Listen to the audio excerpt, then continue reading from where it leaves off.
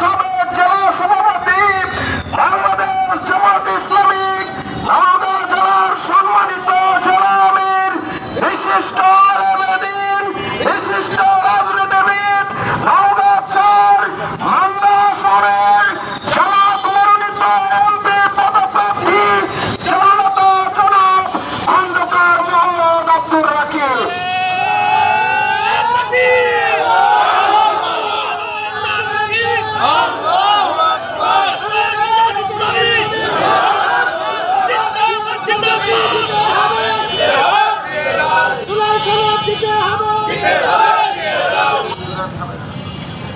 আসসালামু আলাইকুম ওয়া রাহমাতুল্লাহ।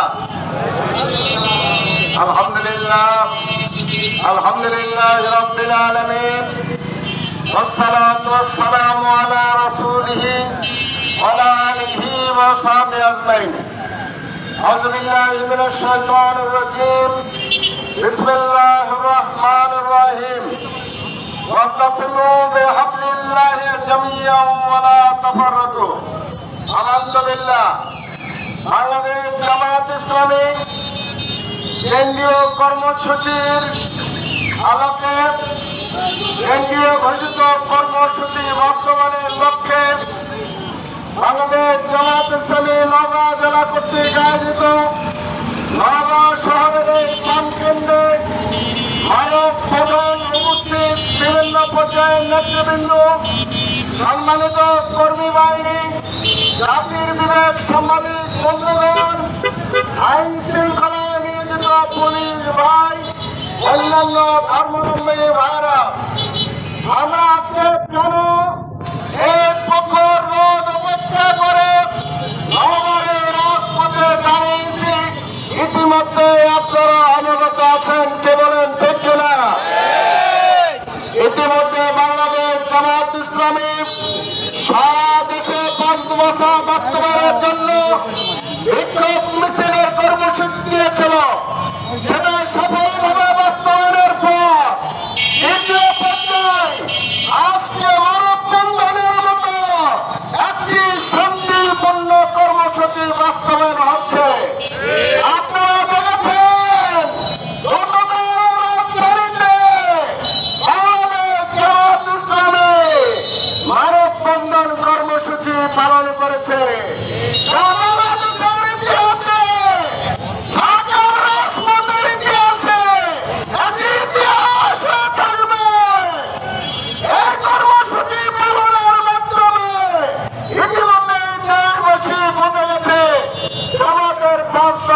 কর্মসূচি কি, কিন্তু আমাদের কিছু বন্ধুরা জামায়াতি পড়বে, কিছু বন্ধুরা জামাতের সরকারের অন্তর্ভুক্তের কেয়ারটেকার পদ্ধতি বুঝতে চাচ্ছিল না।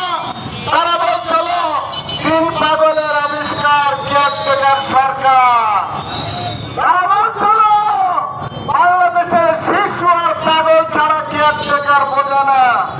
আজকে আমরা জুলাই আন্দোলনের পর বিগত দিনে যারা জানেন ছিল তাদের মুখে এমনি পদক্ষেপে আমরা শুনতে পাচ্ছি যে কেয়ারটেকার নাকি বাংলার মানুষেরা যেমন বুঝতো না, তেমন আজকে বাংলার মানুষেরা বোঝে না।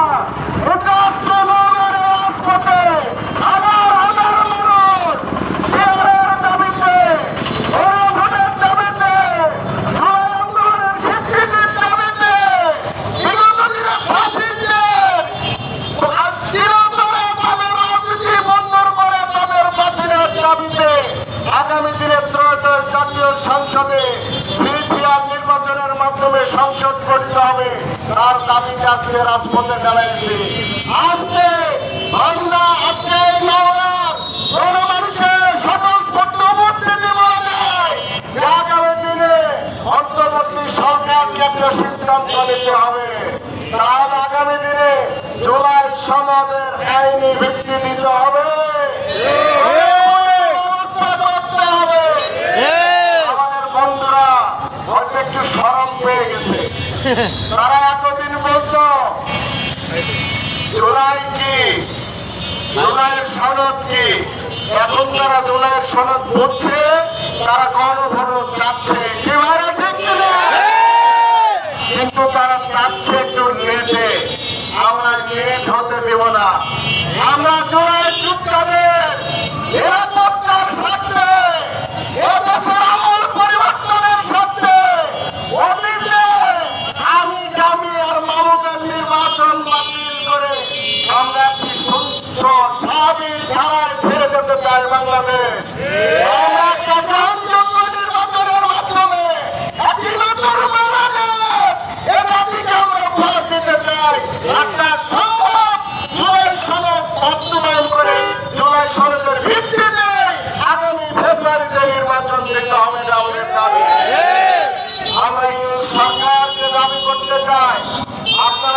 গান করে দেখুন আপনাদের ডিএসএফআই, এনএসআই, আজকে ডিএসবি, যত গোয়েন্দা সংস্থা ঢাকা কালকে সারা বিশ্বে নিউজ হয়েছে, আজকে সারা বাংলাদেশে জেলায় জেলায় কর্মসূচি হচ্ছে।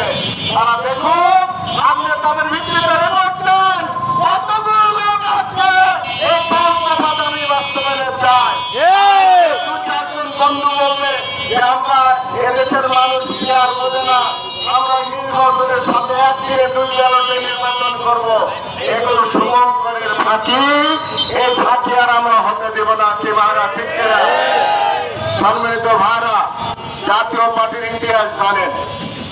আমরা ছাত্র জীবনে রচনা পড়তাম গৃহপালিত, ওই শব্দের সাথে পরিচিত আমরা ক্লাস 4-3 থেকে।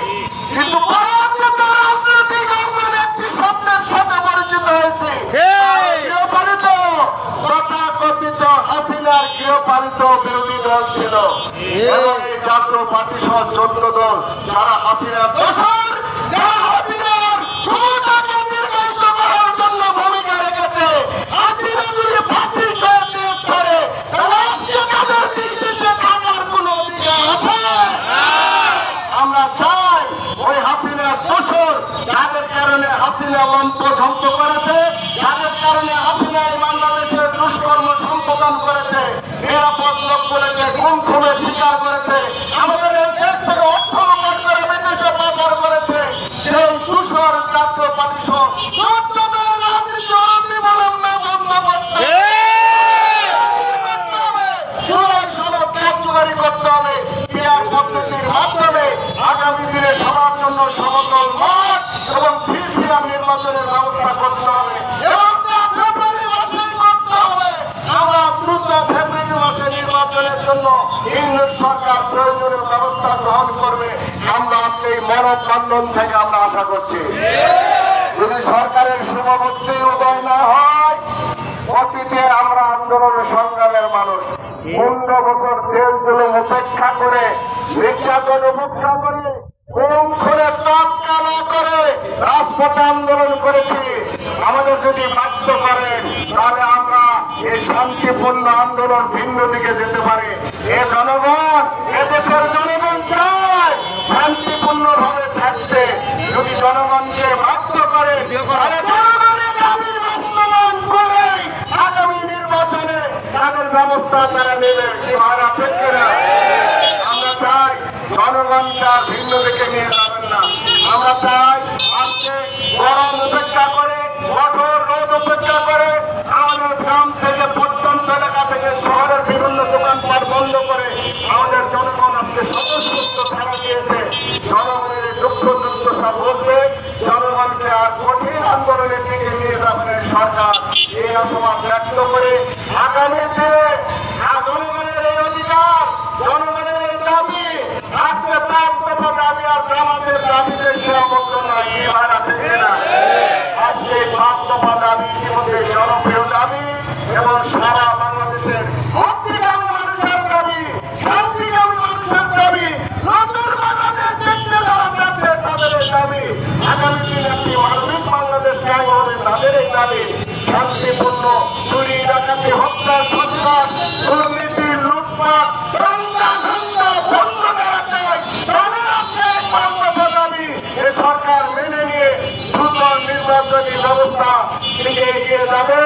আগামী ফেব্রুয়ারিতে যে ত্রয়োদশ জাতীয় সংসদ নির্বাচন হবে, সেটা সবার অংশগ্রহণ হবে এবং সবাই ফিরফিরা নির্বাচন দেখবে, জাতি একটা নতুন মানবিক সরকার পাবে।